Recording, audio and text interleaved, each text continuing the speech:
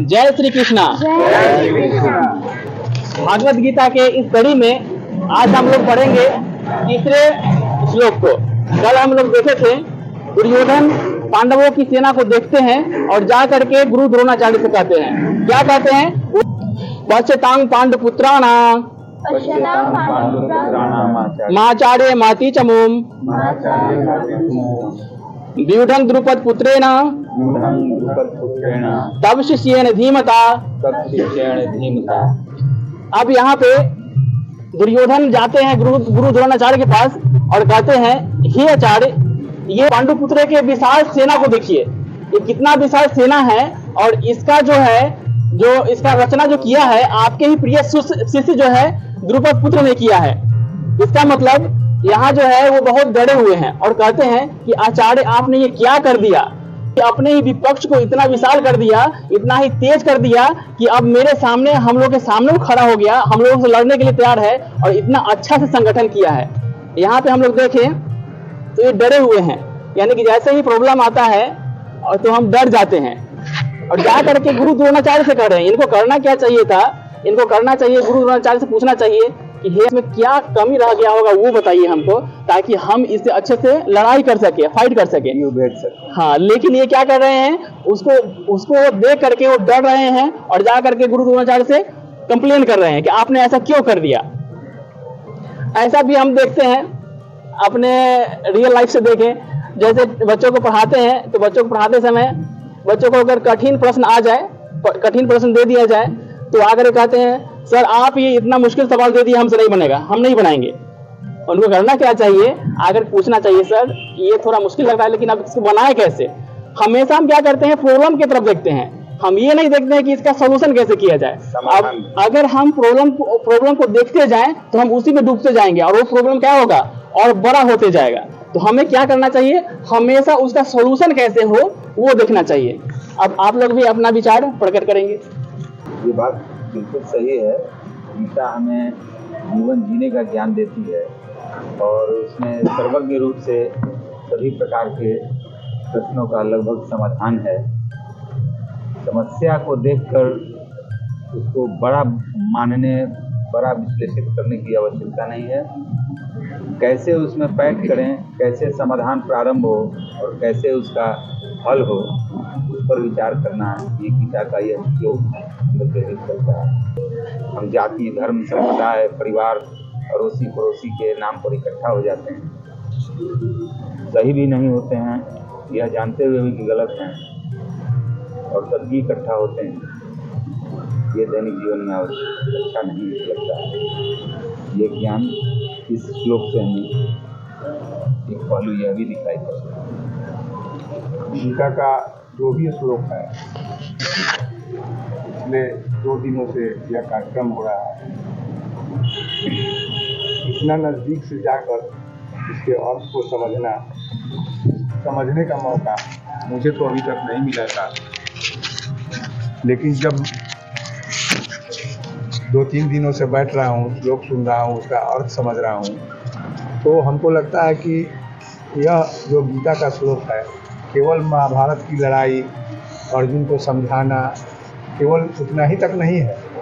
यह अगर जो इसको देखिएगा गौर से तो जीवन के जितने भी पहलू हैं, चाहे वह व्यापारी हो, चाहे वह किसान हो, चाहे वह विद्यार्थी हो, कोई भी हो, अपने कर्म में उसको जोड़ करके अपना समाधान खोजे उस गीता के श्लोक में, तो उसको अवश्य मिलेगा।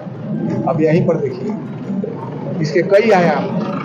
बहुत से लोग इसकी व्याख्या जो है सो किसी क्षेत्र में जाकर करेंगे, बहुत से लोग दूसरे क्षेत्र में जाकर करेंगे। अभी विद्यार्थी की बात हो रही है, बच्चे, कोई भी समस्या तब तक भारी है जब तक हम उसमें केंद्रित होकर के अपना ध्यान नहीं लगाते हैं।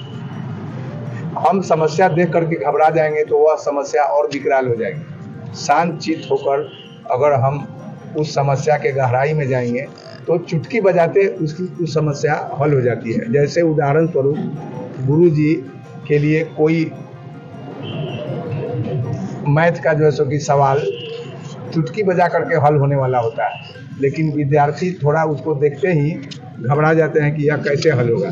लेकिन वही गुरुजी जब उसको ट्रिक बता देते हैं कैसे तुमको हल करना है, तो 1 मिनट में उसका वो समाधान कर लेता है।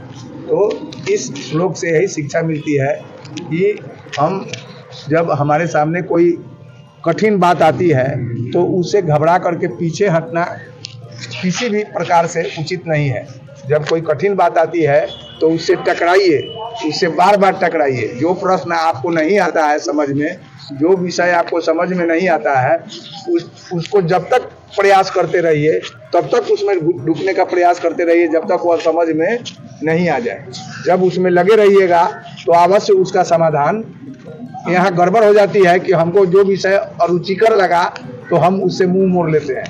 होना यह चाहिए कि जो विषय हमें रुचि नहीं दे रहा है उसमें और ज़्यादा समय दें, उसमें और ज़्यादा मेहनत करें। एक समय आएगा कि वह हमारे लिए एकदम आसान बन जाएगा।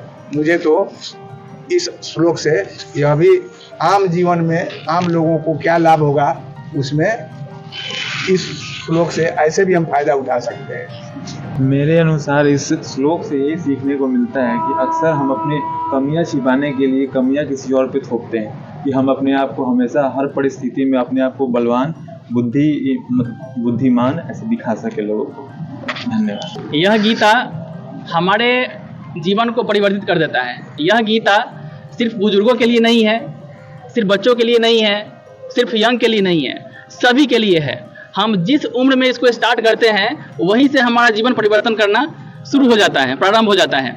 यहाँ पे छोटे छोटे बच्चे हैं, जब से ये सत्र स्टार्ट हुआ है तब से ये लोग भी सुनते हैं और इनको हर एक दिन का श्लोक याद हो जाता है। आज भी इन लोगों से पूछेंगे, आप लोग को याद है कल वाला?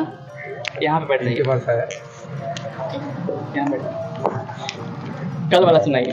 संजय उवाचा दृष्ट्वा तु पांडवानिकं यूढं दुर्योधनः सदा आचार्यमुपशंग में राजा अवष्टं ब्रवीत। बहुत बढ़िया, आप आइए। संजय उवाचा दृष्ट्वा तु पांडवानिकं यूढं दुर्योधनः सदा आचार्यमुपशंग में राजा अवष्टं ब्रवीत। ठीक है, बहुत बढ़िया। कल वाला बच्चों के लिए हाँ, तालियां हो जाए। बच्चों के लिए एक बार ताली, प्रोत्साहन ताली। आज गीता का तीसरा श्लोक था। इसी कड़ी में हम लोग कल मिलते हैं फिर से चौथे श्लोक के साथ। तब तक के लिए जय श्री कृष्णा। जय श्री कृष्ण। जीवन काल का जो भी चीज है वो गीता से जुड़ा हुआ है। इसीलिए गीता जी को हम लोग प्रणाम करते हैं कि गीता जी में बहुत क्या अच्छी बात नहीं है। पूरा जो है कागड़ में सागर जिसको पढ़ते हैं वो है गीता जी को मानते हैं। माने वो सीधे श्री कृष्ण के श्री मुख से निकला हुआ जो है सबकी ग्रंथ है, वो जो है महाकाव्य है। तो इसको जो है मामूली नहीं समझा जाए। जो भारत वंदना घाट पर जो यह कार्यक्रम हो रहा है, तमाम लोगों से आग्रह है कि जो भी इस चैनल को देख रहे हैं वो आप इसमें शामिल होना चाहते हैं तो सुबह का टाइम है, आप इसमें शामिल हो सकते हैं, भाग ले सकते हैं और अपना ज्ञान वर्धन कर सकते हैं। गीता में हमारे जीवन के सारे प्रश्नों का जवाब होता है और यही कारण है कि गांधी जी के पास हमेशा गीता रहता था। कभी भी गीता को छोड़े नहीं, क्योंकि अगर हम गीता के साथ चले हम कभी भी प्रॉब्लम में फंस नहीं सकते हैं, आसानी से उससे बाहर निकल सकते हैं, क्योंकि हर एक सवाल का जवाब है इसमें। गीता जीवन की बुद्धि का है।